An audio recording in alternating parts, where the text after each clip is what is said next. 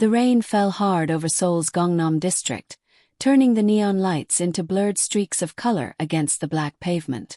Inside the top floor of the Cheon Tower, Kyung-gu sat alone in his office, surrounded by floor-to-ceiling windows that overlooked the city he controlled. He was 31 years old.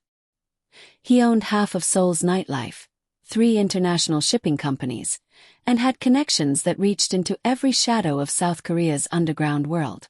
Politicians feared him. Businessmen paid him tribute. Rival organizations knew better than to speak his name without respect. But none of that mattered to him anymore. He felt nothing. Kyung-gu lifted a glass of whiskey to his lips, his dark eyes reflecting the city lights below. His secretary had left hours ago. His guard stood outside the door. He preferred the silence. "Sir," a voice came through his desk phone. "The shipment from Busan has arrived. No issues." "Good," Kyung-gu said, his voice low and controlled. "Distribute as planned." He ended the call without waiting for a response. This was his life. Orders, power, control, efficiency. He had not felt warmth in 7 years. Not since his younger sister died in a car accident meant for him. Not since he realized that caring about anything made you weak. So he stopped caring. Kyung-gu stood and walked to the window, his tailored black suit perfectly pressed, his expression unreadable. He was handsome in a cold way. Sharp jawline, dark hair swept back, eyes that seemed to look through people rather than at them. Inside, Seoul pulsed with life. People rushing home. Couples holding hands under umbrellas. Families laughing in restaurants. He watched them all like they existed behind glass. His phone buzzed. A message from Kang Tae-min, his most trusted associate. "The Japanese want a meeting next week. Should I confirm?" Kyung-gu typed back a single word. "Yes." He returned to his desk, sat down, and stared at the documents spread before him. Contracts, acquisition proposals, reports on rival organizations, numbers, strategies, power plays. Nothing that made him feel alive. His eyes drifted to the only personal item in his office, a small photograph in a silver frame. A teenage girl with bright eyes and a wide smile, her arm around a younger version of himself. His baby sister. The only person who'd ever made him laugh. The only person he'd ever truly loved. Gone because of his choices. Because he'd been careless. Because he'd made enemies who had no honor. Kyung-gu picked up the photograph, his thumb brushing across her face. "I'm sorry," he whispered to the empty room. He placed the frame back on his desk, finished his whiskey, and returned to work. This was all he had left. This was all he deserved. 3 floors below, in the building's security office, 2 guards watched the monitors showing Kyung-gu's office. "He never leaves," one guard said in Korean. "It's almost midnight. That's why he's the boss," the other replied. "He doesn't sleep, doesn't rest, doesn't feel. Is it true what they say? That he killed 15 men with his bare hands when his sister died? I heard it was 20. And that he burned down an entire building to get to the man responsible." They fell silent, both of them grateful they worked for Kyung-gu and not against him. Across the city, in a small apartment in Itaewon, Jessica Carter sat on her floor surrounded by bills. Rent, past due. Electricity. Final notice. Credit card. Over limit. She pressed her palms against her eyes, fighting back tears. 6 months. She'd been in Seoul for 6 months, and everything was falling apart. Her teaching job barely paid enough to cover food. Her landlord had already threatened eviction twice. She'd sold most of her belongings just to survive. And she was so tired. Jessica looked at the photograph on her phone. Her mother, smiling despite the hospital tubes, despite the pain. Her mother had always been strong. Always fought. "I'm trying, Mama," Jessica whispered. "I'm trying so hard." But trying wasn't enough. She needed money. Real money. Yes. Jessica opened her laptop and scrolled through job postings. Most required fluent Korean, which she had. But they also required connections, references, things she didn't have as a foreigner. Her eyes burned with exhaustion. She closed the laptop and lay back on the floor, staring at the ceiling. Tomorrow. She'd figure it out tomorrow. She had to. The next morning, Jessica woke to her phone ringing. Unknown number. She answered groggily. Hello. Ms. Jessica Carter.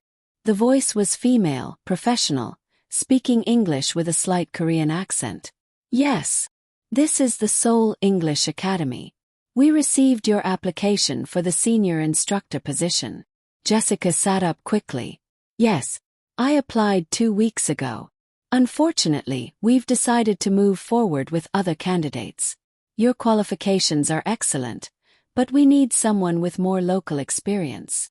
Jessica's heart sank. I understand. Thank you for letting me know. The line went dead.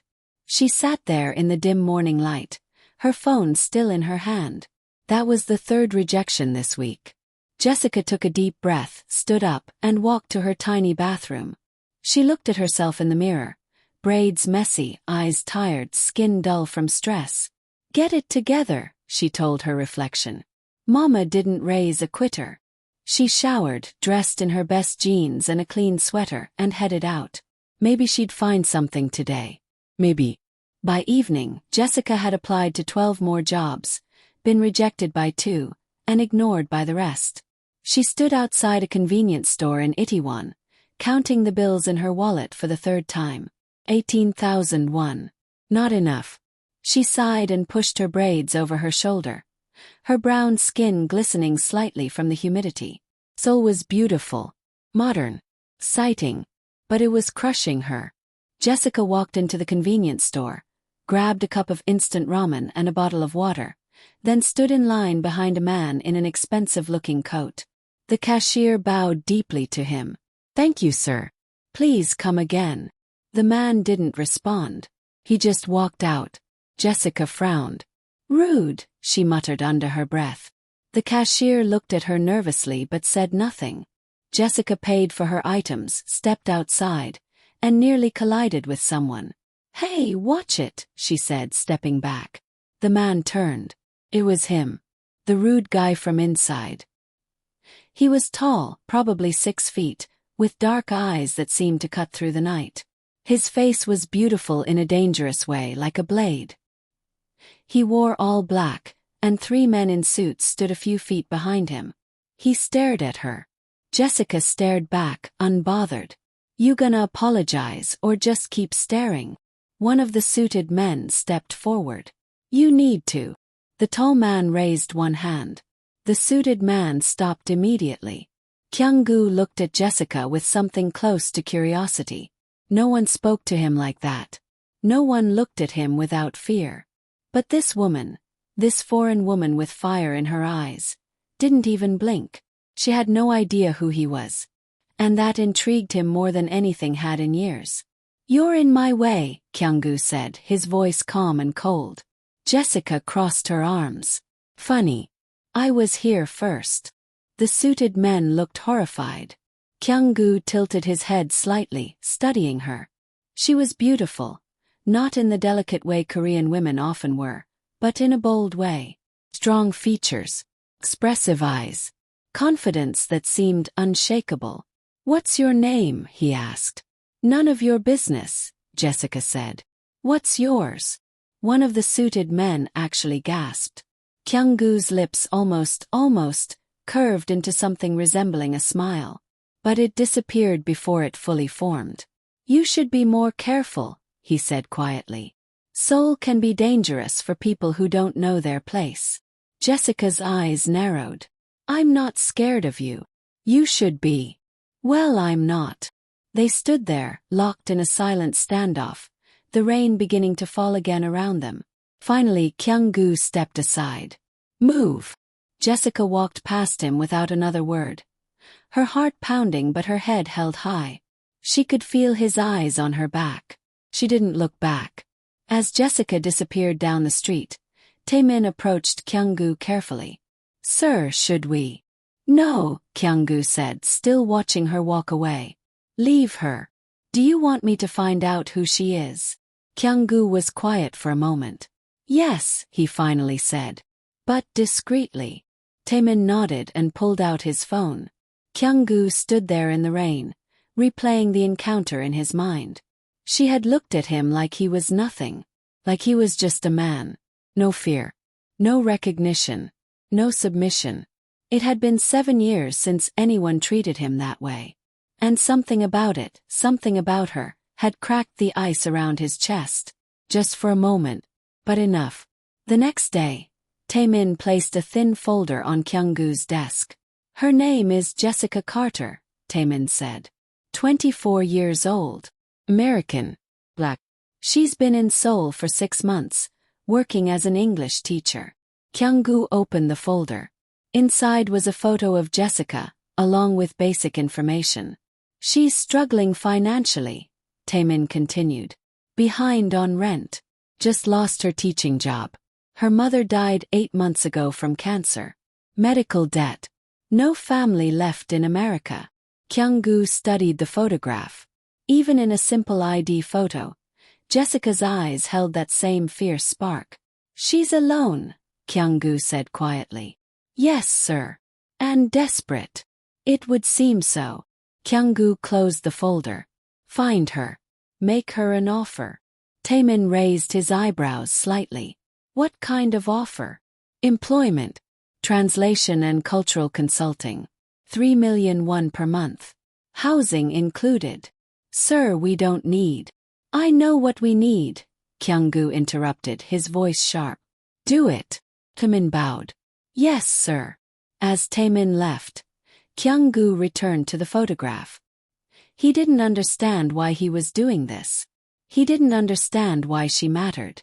But for the first time in 7 years, he wanted to understand. And Kyung-gu always got what he wanted. 2 days later, Jessica was sitting in a cafe in Hongdae. Her laptop open, desperation setting in. She had 3 days until rent was due. 3 days to find money she didn't have. Her phone buzzed. Unknown number. She almost didn't answer. But something made her pick up. Hello, Ms. Carter. The voice was male, professional, speaking perfect English. My name is Kong Taemin. I represent a private employer who would like to offer you a position. Jessica's pulse quickened. Who is this? A business opportunity. Translation and cultural consulting. The pay is 3 million won per month, plus housing. Jessica's breath caught. That was nearly $3,000. More than double what she'd been making. What's the catch? She asked carefully.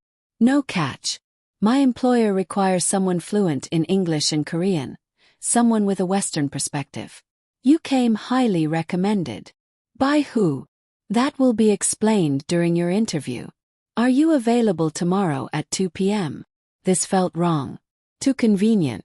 Too good to be true. But Jessica was desperate. Where? She asked. Cheon Tower. 38th floor. Ask for Mr. Min. The line went dead.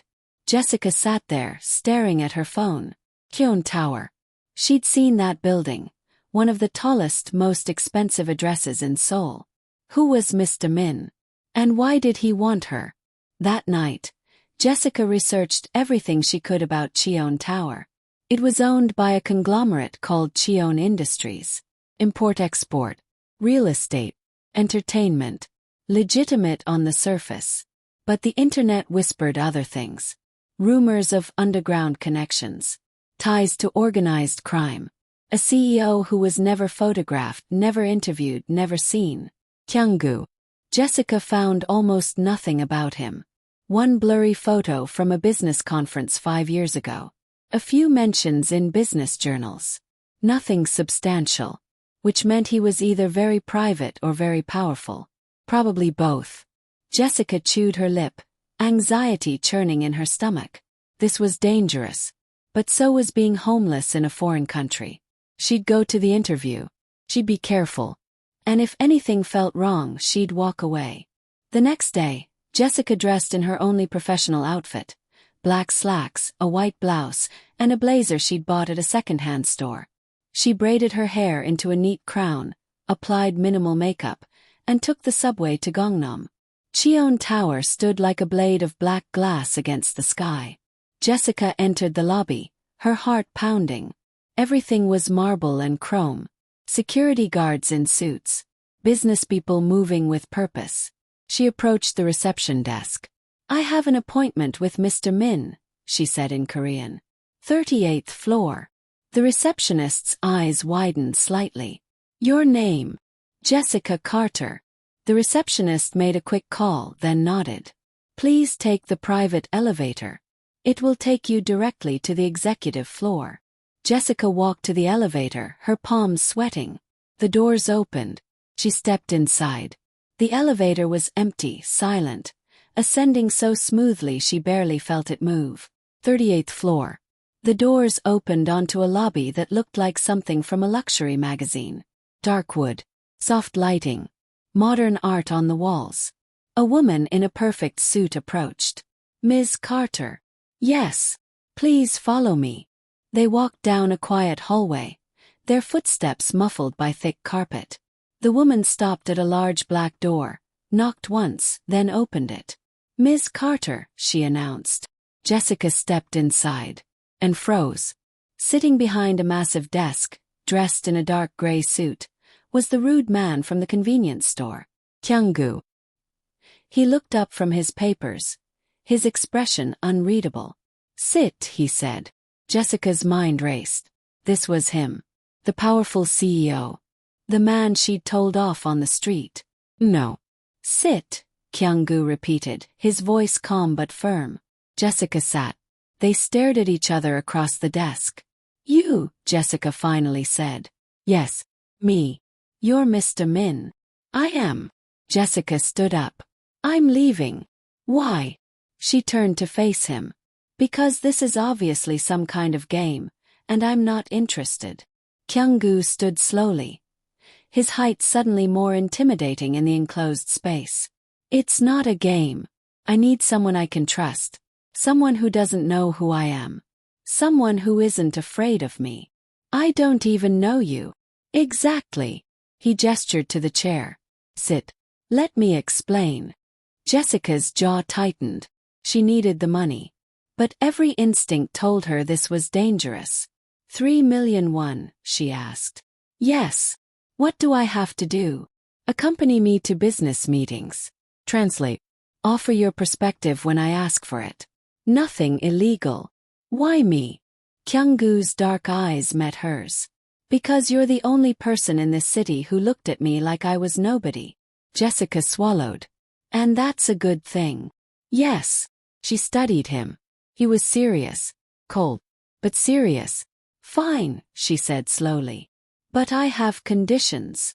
Kyung-gu raised one eyebrow. "You're negotiating." "Yes. First, I want housing near a subway line. Second, I want my contract in writing. Third, if anything feels illegal or dangerous, I walk. No questions asked." Silence. Then Kyung-gu nodded. "Agreed." He extended his hand across the desk. Jessica hesitated, then shook it. His grip was firm, warm, controlled. "Welcome, Miss Carter," he said quietly. Jessica pulled her hand back, her skin still tingling. What had she just agreed to? Taemin entered the office after Jessica left. "She agreed?" he asked. "Yes." "Sir, if I may ask, why her?" Kyung-gu was quiet for a long moment.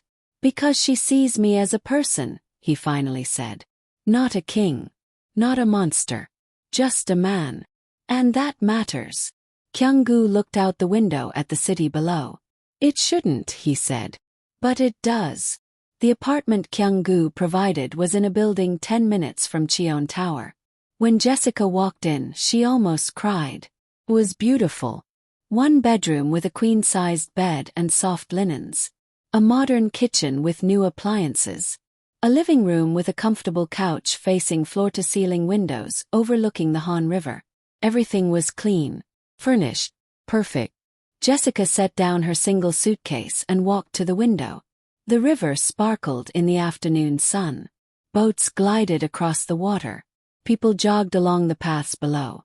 She pulled out her phone and took a photo, sending it to her mother's old number. a habit she couldn't break. "Look, Mama. You made it. I'm okay now." Course there was no response. There never would be. But somehow, sending the message made Jessica feel less alone.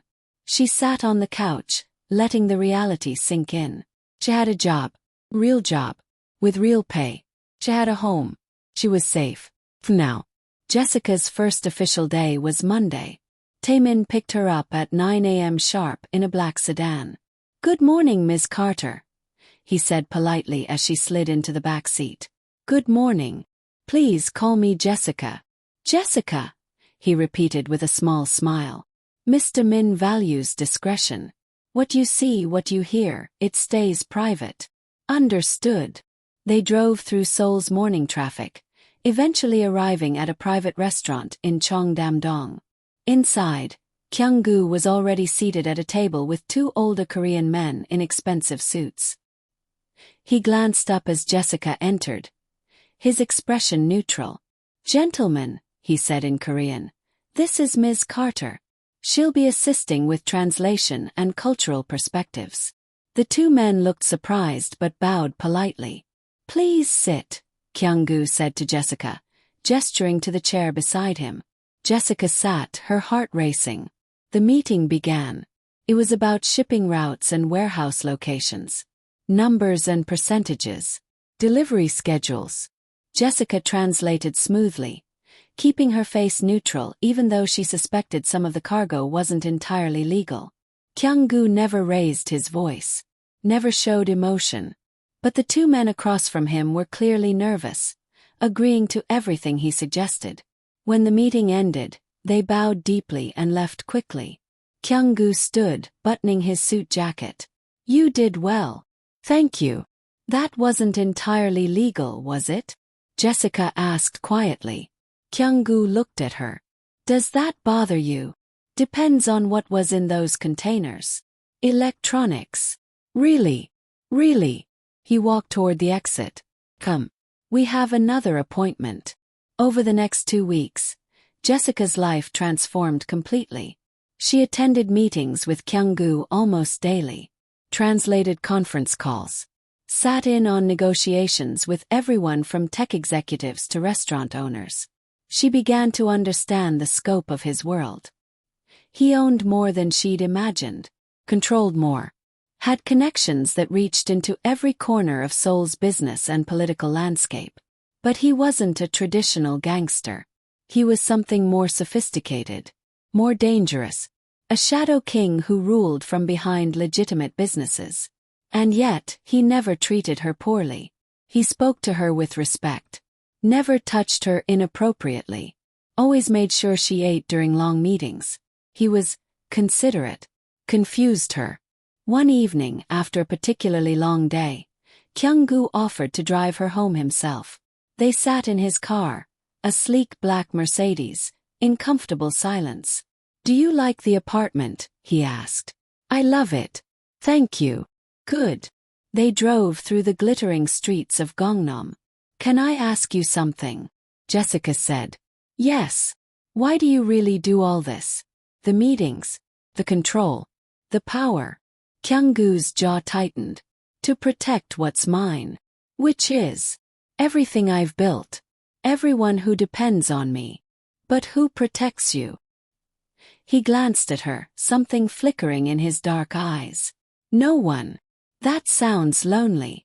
"It is." They pulled up in front of her building. Jessica unbuckled her seatbelt but didn't get out. "You don't have to be alone," she said softly. Kyung-gu's hands tightened on the steering wheel. "Yes, I do." "Why?" "Because everyone I've ever cared about gets hurt. Your sister." His eyes snapped to hers. "How do you know about her?" "I did research before taking this job. I'm not stupid." "I never said you were." "Then don't treat me like I can't handle the truth." They stared at each other. Finally, Kyung-gu spoke, his voice barely above a whisper. "She died because of me. Because I wasn't careful. Because I made enemies who had no honor. That wasn't your fault." "Yes, it was." "No. It was the fault of whoever killed her." Kyung-gu looked away. I swore I'd never let anyone close again. It's safer that way. For who? Them or you? He didn't answer. Jessica reached out and gently touched his hand where it rested on the gearshift. Kyung-gu went completely still. You can't live in ice forever, she whispered. Eventually you'll freeze. He pulled his hand away slowly. Good night, Ms. Carter. Jessica got out of the car, her heart aching for reasons she didn't fully understand. As she walked into her building, she looked back. Kyung-gu was still sitting there, watching her. Even from a distance, she could see the loneliness in his eyes. 3 weeks passed. Jessica settled into her role with surprising ease. She learned to read Kyung-gu's subtle cues, the slight tension in his jaw when someone lied, the way his fingers drummed once on the table when he was losing patience, the almost imperceptible softening of his eyes when she made a sarcastic comment. He was a man of control and precision, but she was learning to see beneath that. One Thursday afternoon, they had a meeting with a group of investors from Hong Kong. The meeting was tense. The investors wanted more control over a property deal. Kyung-gu was refusing. Jessica translated back and forth, the tension building with each exchange. Finally, one of the investors said something in Cantonese, assuming she wouldn't understand. But Jessica had studied Cantonese for 2 years in college. Tell him if he doesn't agree, we'll just go around him. He's not the only player in Seoul. Jessica's eyes widened slightly. She turned to Kyung-gu and instead of translating the lie they'd told him, she said in Korean, They just said they'll try to go around you if you don't agree. They think I don't speak Cantonese. Kyung-gu's expression didn't change, but his eyes flashed with something dangerous. He stood slowly. Gentlemen, he said in perfect English, I believe we're done here. Ms. Carter will show you out. The investors looked confused. Kyung-gu switched to Cantonese, speaking directly to the man who'd made the comment. If you attempt to go around me in my city, you'll find yourself with nothing but regret. I suggest you catch the next flight back to Hong Kong. The man's face went pale. The investors left quickly. When they were gone, Kyung-gu turned to Jessica. You speak Cantonese. Yes. That wasn't in your file. You didn't ask. A ghost of a smile touched his lips. What else don't I know about you? Lots of things. Tell me. Jessica raised an eyebrow. Why? Because I want to know. They stood there in the empty conference room, the tension shifting into something else. Something electric. Buy me dinner, Jessica said, and maybe I'll tell you. Kyung-gu's eyes darkened. That's not professional. Neither is you learning about my personal life. He considered this. Fine, he finally said. Dinner. Tonight. Jessica's heart skipped. Okay. That evening, Kyung-gu took her to a private restaurant on the top floor of a building in Itaewon. It was beautiful. Low lighting, traditional Korean decor mixed with modern elegance, and completely empty except for them. You rented out the entire restaurant? Jessica asked as they sat down. I prefer privacy. Or you like showing off? Perhaps both. Jessica smiled. The food arrived, course after course of beautifully prepared Korean dishes. As they ate, Kyung-gu asked questions. Where did you learn Korean? College. I minored in East Asian studies. My mom loved Korean dramas, so I wanted to understand them. And Cantonese. I had a roommate from Hong Kong. She taught me. What else? I speak Spanish too. And a little French. Kyung-gu looked genuinely impressed. You're more educated than your file suggested. Your file was incomplete. Clearly. They continued talking. Jessica learned that Kyung-gu had studied business at Seoul National University, that he played piano, that he hated seafood but would never admit it in public because it was considered rude in business settings. She told him about growing up in Atlanta, about her mother's strength during the cancer treatments, about the loneliness of being the only black girl in her Korean language classes. Hours passed. The staff discreetly cleared plates and refilled drinks. And slowly, the ice around Kyung-gu began to crack. He smiled more. Laughed quietly at something she said. looked at her like she was someone real. Not an employee. Not a tool. Just someone. When dinner ended, Kyung-gu drove her home. They sat in the car outside her building, neither wanting the evening to end. "Thank you for tonight," Jessica said softly. "Thank you for sharing your story. It felt good to talk about my mom. I don't get to do that often." "You miss her." "Every day." Kyung-gu nodded. "I understand. Your sister." "Every day." They sat in silence. Then Jessica did something brave. She reached over and took his hand. Kyung-gu tensed but didn't pull away. "You're not alone, Kyung-gu," she whispered. "Not anymore." He looked at their joined hands.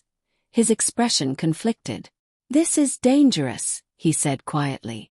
"What is this?" "Whatever this is becoming." "Maybe. But maybe it's worth it." Kyung-gu lifted his eyes to hers.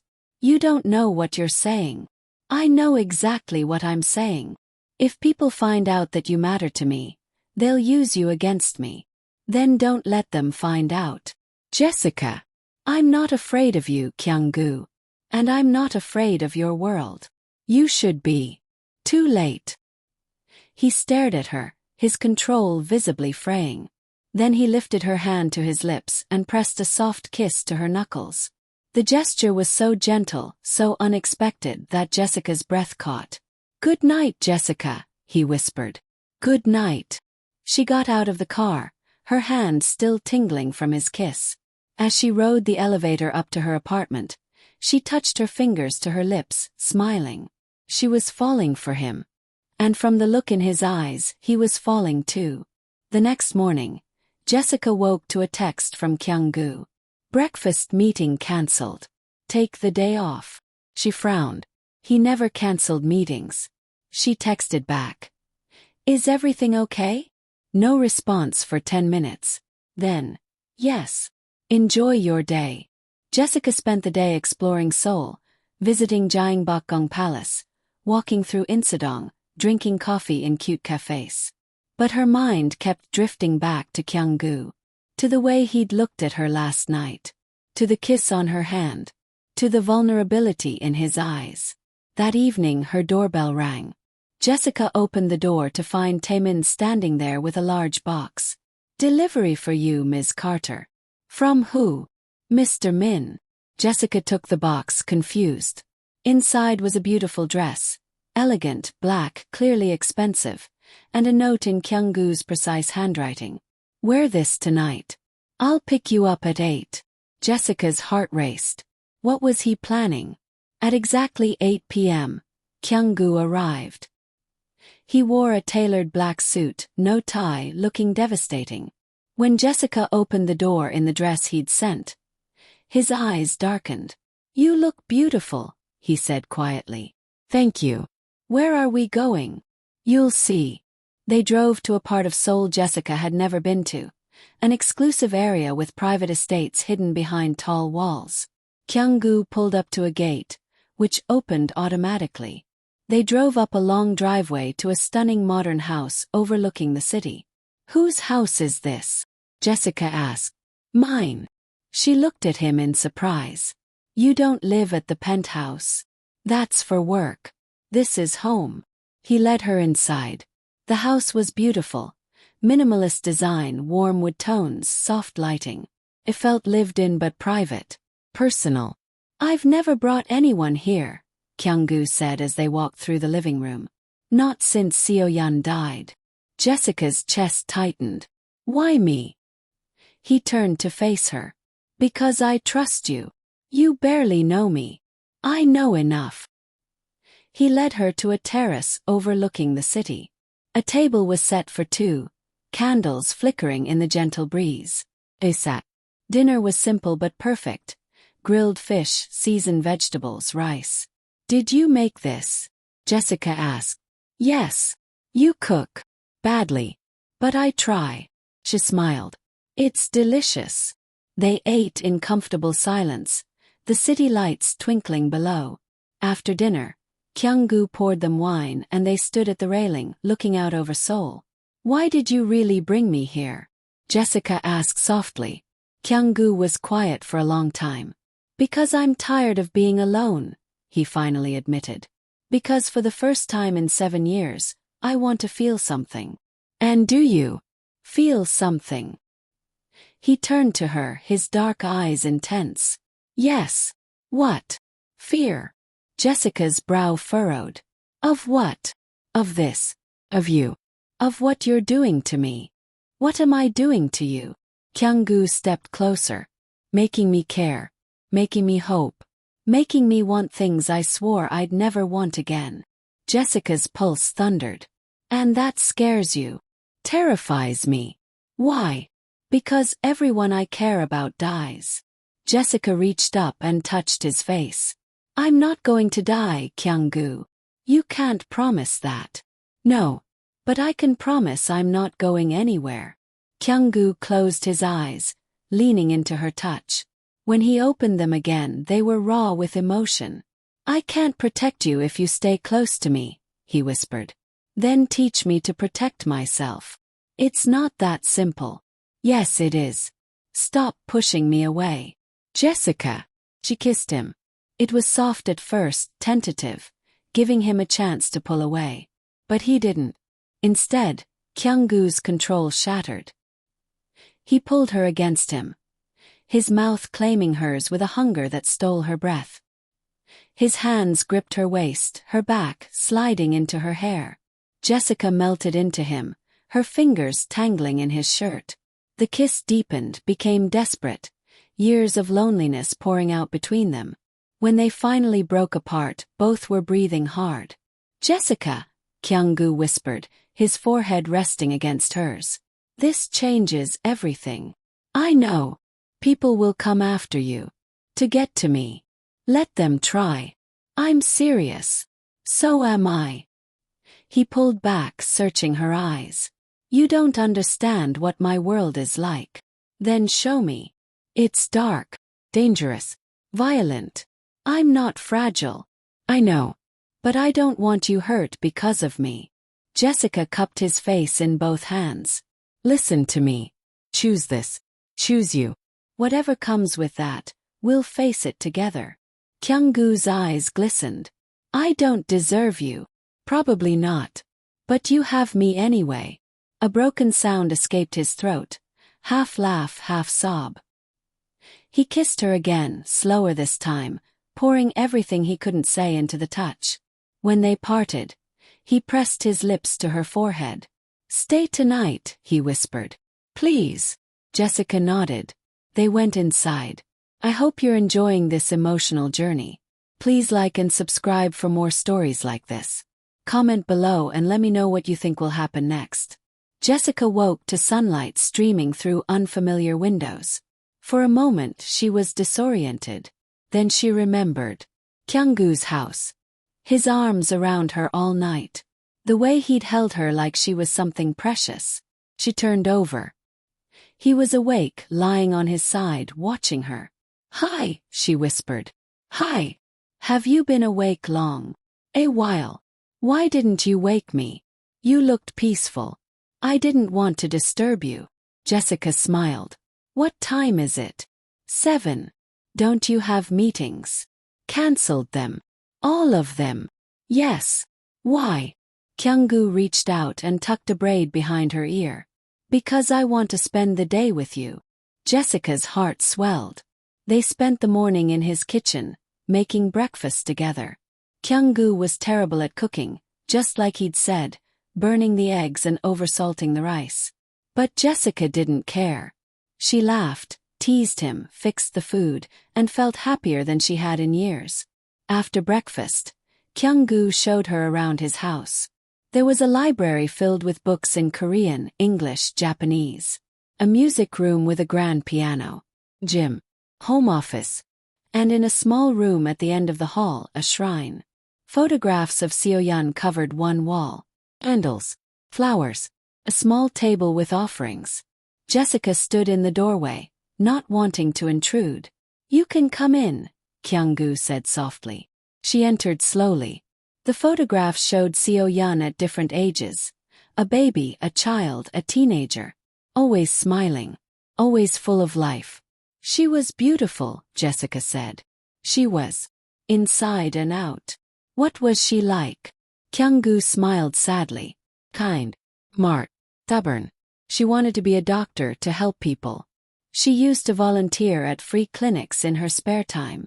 She sounds amazing. She was the best person I knew. Jessica turned to him. Tell me what happened. If you want to. Kyung-gu was quiet for a long time. Then he began to speak. I was 24. Building my empire. Making enemies. There was a man, Park Sung-ho, who wanted control of the shipping routes I'd just acquired. I refused. He threatened me. I threatened him back. One night, Seo-yeon was driving home from her volunteer shift at the clinic. Car ran her off the road. She crashed. Died instantly.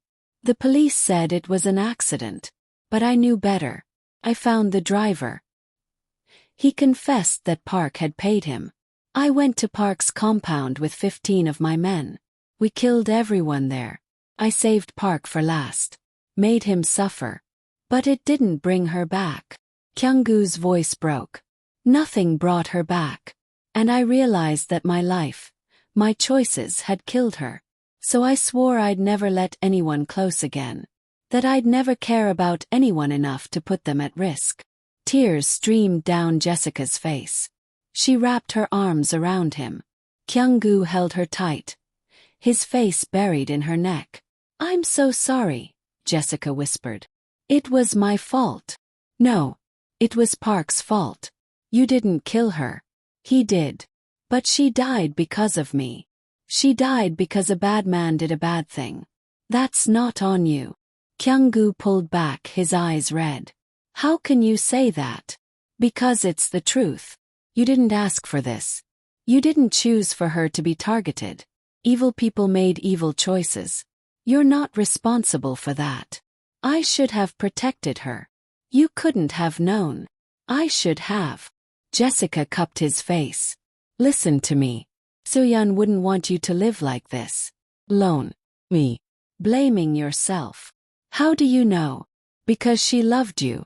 And people who love us want us to be happy. Kyung-gu's composure crumbled. He cried, really cried, for the first time in 7 years. And Jessica held him through it all. Later that afternoon they sat on his terrace, drinking tea. Thank you, Kyung-gu said quietly. For what? For listening. For not judging. For staying. I'm not going anywhere. You keep saying that. Because I mean it. Kyung-gu took her hand. I haven't felt this way in so long. I'd forgotten what it was like. What was like? Hope. Connection. Feeling like maybe I deserve something good. You do deserve something good. I'm not sure about that. Well, I am. He smiled, a real genuine smile. You're changing me, Jessica Carter. Good. You needed changing. He laughed. Arrogant. Confident. Dangerous. Look who's talking. They sat in comfortable silence, the sun setting over Seoul.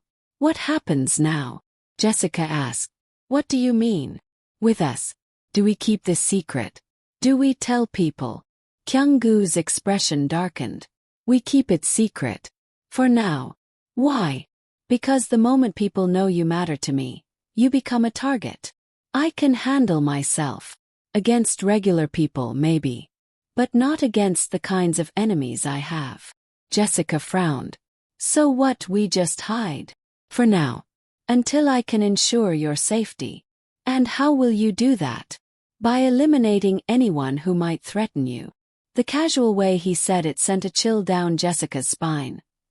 Kyung-gu, I won't let anyone hurt you, he said firmly. I couldn't protect Seo-yeon. But I will protect you. That's not the same thing. It is to me. Jessica sighed. Okay. We'll keep it a secret. For now. Thank you. For the next month, they lived in two worlds. In public, Jessica was Kyung-gu's translator and consultant. Professional. Distant. Efficient. But in private she was his. They spent nearly every night together. Sometimes at his house, sometimes at her apartment. They talked for hours. made love, held each other in the dark. Kyung-gu taught her things about his world. How to spot liars. How to read body language. How to defend herself. He hired a self-defense instructor to train her 3 times a week. "I'm not going to live in fear," Jessica had argued. "Good," Kyung-gu had replied. "But you will be prepared." So she trained, and she got stronger. One evening, Taemin knocked on Kyung-gu's office door. Jessica was inside, reviewing translations for an upcoming meeting. "Sir, we have a problem," Taemin said. Kyung-gu looked up. "What kind of problem?" "Lee Sung-ho." Kyung-gu's expression went cold. "I thought he was in Japan." "He was. He's back. And he's been asking questions about you. About your operations. About..." Taemin glanced at Jessica. "About a woman you've been seen with." The temperature in the room dropped. "What woman?" Kyung-gu asked, his voice deadly calm. "Someone saw you at a restaurant in Itaewon. With a black woman. The description matches Ms. Carter." Jessica's stomach clenched. Kyung-gu stood slowly. "Find out who saw us. Find out who they told. I'm already on it. And Lee. He's staying at the Grand Hyatt. Light security. Keep eyes on him. I want to know everywhere he goes, everyone he talks to." "Yes, sir." Taemin left. Jessica looked at Kyung-gu. "Who's Lee Sung-ho?" Kyung-gu's jaw tightened. "Someone I should have killed 7 years ago." "What does he want?" "Revenge." His brother was the one who ordered the hit on Seo-yeon. Killed them both. But Lee survived. He's been building his power in Japan, waiting for the right moment to come after me. And now he knows about me. Maybe. We don't know for sure. Jessica stood. "Then I should go. Leave Seoul. Get out of your life before." "No," Kyung-gu crossed the room, gripping her shoulders. "You're not leaving." "Kyung-gu, if I stay." "You stay. I will handle Lee." "How?"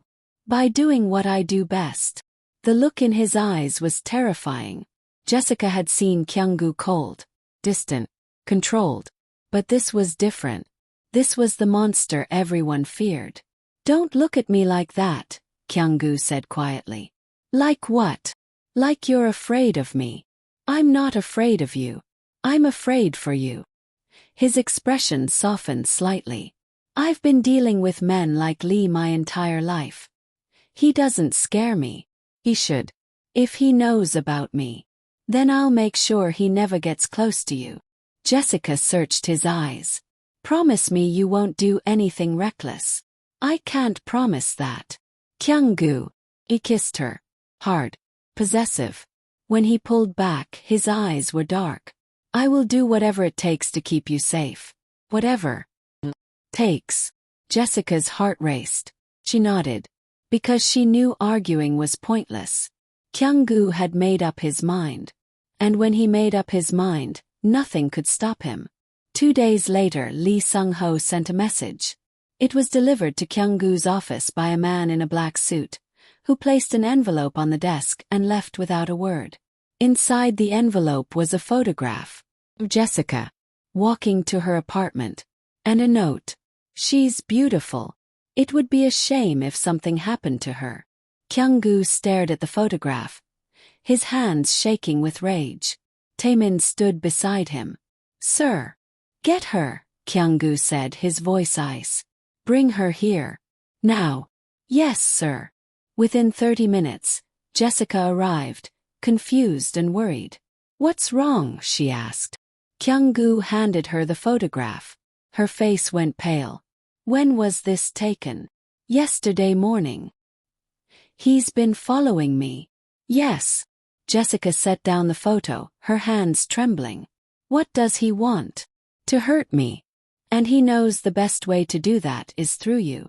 "Then let me go. Let me leave Seoul. I'll disappear." "No," Kyung-gu's voice was absolute. "You're not running. You're not hiding. You're staying right here where I can protect you." "Kyung-gu, this is exactly what you were afraid of." "I know. But I'm not letting you go."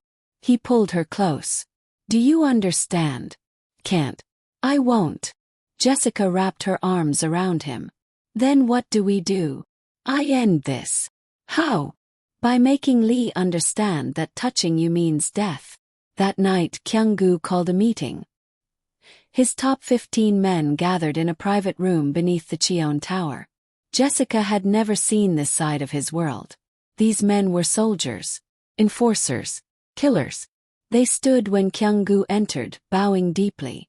He didn't sit. Just stood at the head of the table. Lee Sung-ho has made a move against me, Kyung-gu said in Korean. He's threatened someone under my protection. This will not stand. The men nodded. I want eyes on him at all times. I want to know everyone he talks to, everywhere he goes.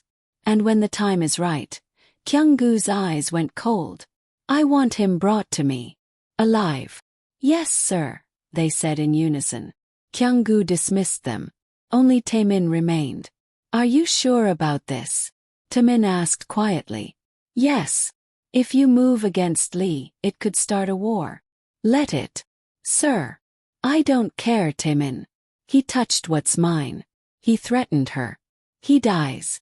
Taemin studied him. You love her. Kyung-gu didn't answer right away.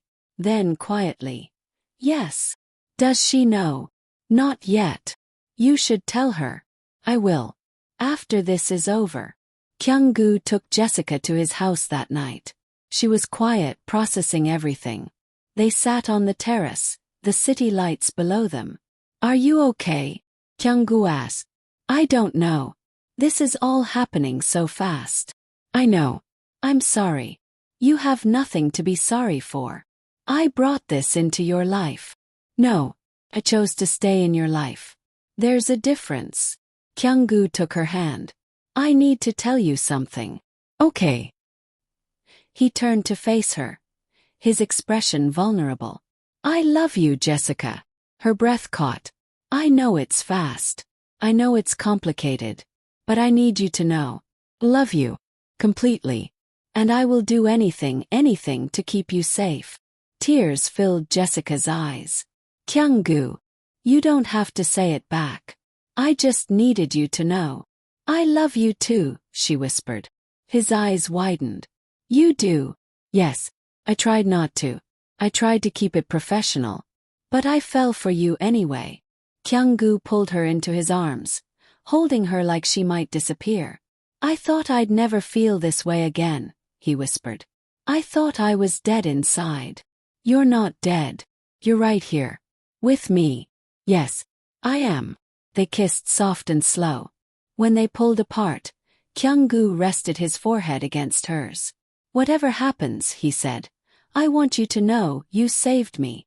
From what? From myself. From the ice. From the emptiness. Jessica smiled through her tears. Then we saved each other. Yes, we did. 3 days later, Lee made his move. He invited Kyung-gu to a meeting at a warehouse in Incheon. Neutral ground, the message said. Just the two of us. Let's settle this like men. Taemin was immediately suspicious. It's a trap. Of course it is, Kyung-gu said calmly. Then you're not going. I am. Sir. He wants to draw me out. Fine. We'll go. But not alone. Kyung-gu made arrangements. 15 of his men would be positioned around the warehouse. 5 more inside nearby buildings. Snipers on the rooftops. If Lee wanted a war, he'd get one. The night of the meeting, Jessica begged Kyung-gu not to go. Please, she whispered, gripping his jacket. Don't do this. It's not worth it. He threatened you. That makes it worth it. I don't care about me. I care about you. Kyung-gu cupped her face. I will come back to you. I promise. You can't promise that. Yes, I can. Because I have something to live for now. He kissed her deeply. I love you, he whispered. I love you too. Please be careful. Always. He left. Jessica stood in his living room, her heart pounding, praying to every god she could think of. The warehouse was cold and dark. Kyung-gu walked in alone, his footsteps echoing.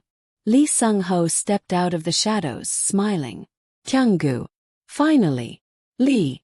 I've been waiting for this moment for 7 years. So have I. They circled each other.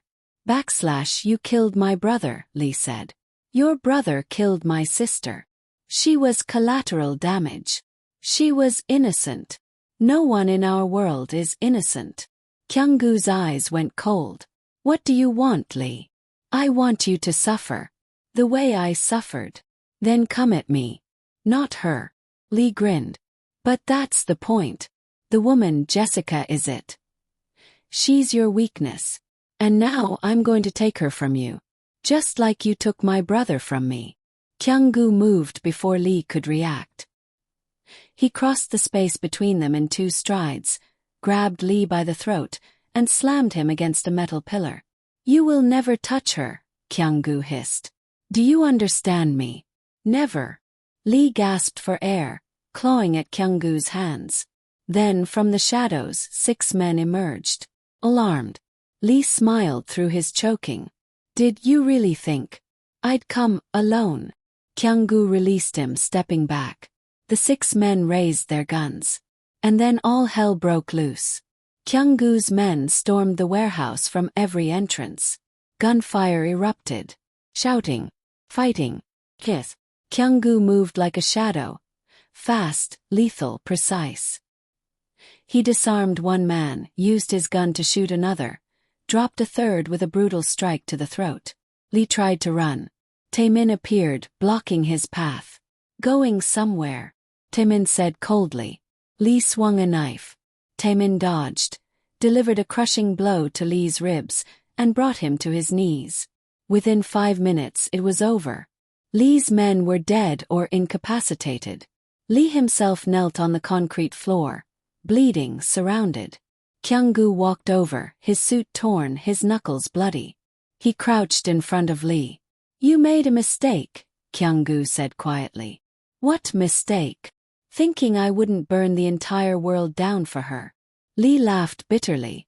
You love her that much? More. Kyung-gu stood. Kill him, he told Taemin. No, wait, Lee begged. Kyung-gu walked away without looking back. A single gunshot echoed through the warehouse. Then silence. Kyung-gu returned to his house at 3 a.m., exhausted and covered in blood. None of it his own. Jessica was waiting in the living room, pacing. When she saw him, she ran to him. You're okay, she said, her hands on his face, his chest, checking for injuries. I'm fine, he said softly. You're covered in blood. It's not mine. Lee. Dead. Jessica exhaled, relief and horror mixing. It's over, Kyung-gu whispered. He can't hurt you. No one can. Jessica pulled him close, tears streaming down her face. Kyung-gu held her tight, his own eyes burning. I was so scared, she whispered. I know. I'm sorry. Don't be sorry. Just don't leave me. Never. They stood there, holding each other, the weight of the night slowly lifting. The next morning, Kyung-gu called a press conference. Shocked everyone. He stood in front of cameras, impeccably dressed, and made an announcement. I'm stepping back from day-to-day operations of Cheon Industries. My associate, Kong Tae-min, will assume the role of CEO. I will remain as chairman, but my focus will shift. Reporters shouted questions. Why now, Mr. Min? What will you focus on? Kyung-gu's eyes found Jessica, standing at the back of the room. I've spent my entire life building power, he said. Now I want to build a life. The room fell silent. That's all. Thank you. He walked off the stage straight to Jessica. They left together, hand in hand. 6 months passed. Kyung-gu kept his word. He stepped back from the darkest parts of his empire, letting Taemin handle the dangerous operations. He still owned businesses, still had power, but he was no longer the Shadow King. He was just a man in love. He and Jessica moved into his house permanently. They traveled to Japan, Thailand, France. They had quiet dinners, lazy mornings, late-night conversations. They built a life, real life, One evening they stood on the terrace, watching the sunset. "Do you regret it?" Jessica asked. "Regret what?" "Stepping back. Giving up power." Kyung-gu pulled her close. "I didn't give up power. I chose something more valuable." "What?" "Ooh. Happiness." Jessica smiled. "You're getting soft. Only with you." "Good." They stood in comfortable silence. Then Kyung-gu turned her to face him. "Jessica, I have something for you." He pulled a small box from his pocket. Jessica's breath caught. "I know we haven't been together long," Kyung-gu said. "But I also know I don't want to spend another day without you. I want to wake up next to you every morning. I want to build a future with you. I want—" "Yes," Jessica interrupted, tears streaming down her face. "I haven't asked the question yet." "I don't care." "Yes." Kyung-gu smiled, that beautiful rare smile. "Jessica Carter, will you marry me?" "Yes."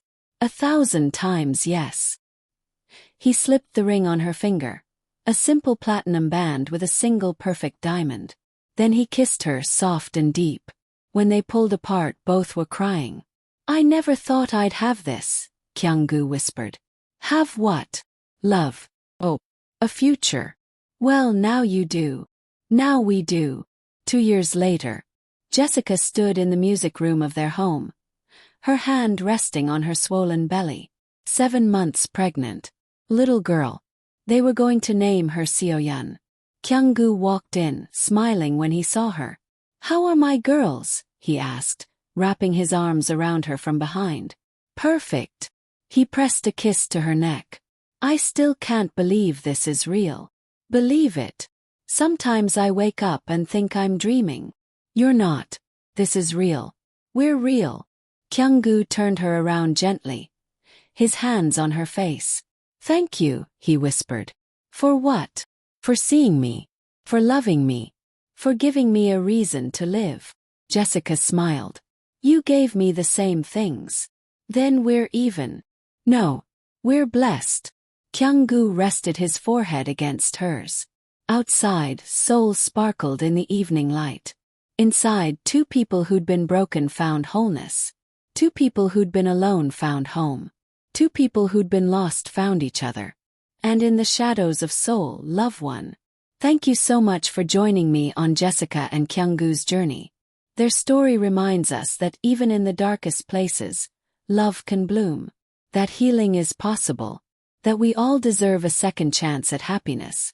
If this story touched your heart, please like, comment, and subscribe. Let me know in the comments what your favorite moment was, and what kind of story you'd like to hear next.